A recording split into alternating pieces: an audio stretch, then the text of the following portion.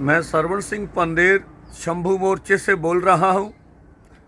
कल जो केंद्र से वार्ता हुई, केंद्र के मंत्री प्रहलाद जोशी, खेतीबाड़ी के सेक्रेटरी, फूड सप्लाई मंत्रालय के सेक्रेटरी, जिन्होंने अपना पक्ष रखा कि हमने 2014 से लेकर 2024-25 तक जो एमएसपी में बड़ी बढ़ोतरी की है, उनका कहना था 56%, 56% एमएसपी में बढ़ोतरी हुई है।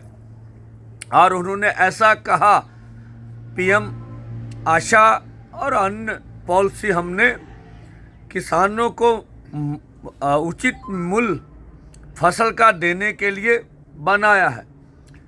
जब केंद्र ने अपनी बात रख ली तो फिर किसान लीडर्स ने अपनी बात उनके समक्ष रखी कि अगर हम देखें, जहां आप बता रहे हैं कि 56% एमएसपी के ऊपर बढ़ोतरी हुई है, वहां पर अगर जो हमारे इनपुट्स हैं, जो हमारी लागतें हैं, जो महंगाई है, वो 59% के रूप में बढ़ गई है इन्हीं 2014 से लेकर 24 तक। तो इस मूल्य का हमें कोई फायदा नहीं है। हमने छत्तीसगढ़ का आंकड़ा, मध्य प्रदेश का आंकड़ा उनके समक्ष रखा कि मध्य प्रदेश की सरकार ने किसानों के साथ मिलकर 6000 लागत मूल्य सोयाबीन का तय किया, लेकिन केंद्र की एमएसपी 4800 कुछ रुपए थी और फसल उससे 1000 रुपया नीचे पर बिकी।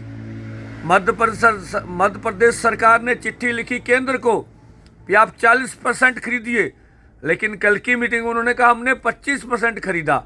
तो जो किसानों को अगर जो केंद्र दावा कर रहा भी मूल्य मिल रहा है, तो फिर ये आंदोलन की क्या जरूरत थी? किसान कर्ज के कारण खुदकुशियां को कर रहे हैं। और हमने कहा कि हमारी, आप बोल रहे हैं कि एमएसपी से ऊपर बहुत सी फसलें बिक रही हैं, उनका कहना था। हमने कहा तब फिर हमारा तर्क और वाजिब हो जाता है कि आप एमएसपी लीगल गारंटी कानून बनाइए। और इसके ऊपर केंद्र सरकार निरुत्तर हो गई। उन्होंने कहा अभी आज कृषि मंत्री नहीं हैं, तो अगली वार्ता हम आपसे 22 को करेंगे। और हमने कहा ये वार्ता का स्थान नई दिल्ली होना चाहिए। तो आगे देखते क्या निकलता। अगर केंद्र वार्ता जारी रखना चाहता है तो हमें कोई भी आपत्ति नहीं। हम चाहते बातचीत से मसलों का हल हो। ये जो एमएसपी लीगल गारंटी कानून है, ये विल पावर का सवाल है। अकेले एमएसपी लीगल गारंटी कानून के ऊपर ही चर्चा हो सकी, अन्य मांगों के ऊपर चर्चा नहीं हुई। हमने केंद्र से आग्रह किया है कि आपने जो हमें देश की राजधानी में जाने नहीं दिया, जो ये रोड्स ब्लॉक हैं, इससे पंजाब हरियाणा की आर्थिकता का नुकसान हो रहा है, ट्रांसपोर्टर का नुकसान हो रहा है, या हम लोगों को मुश्किलें आ जानी हैं। रोड पर बैठना हमारा अन्न का सवाल नहीं है, मजबूरी जरूर है। हम अपने जो हक है वो लेना चाहते हैं डेमोक्रेसी में।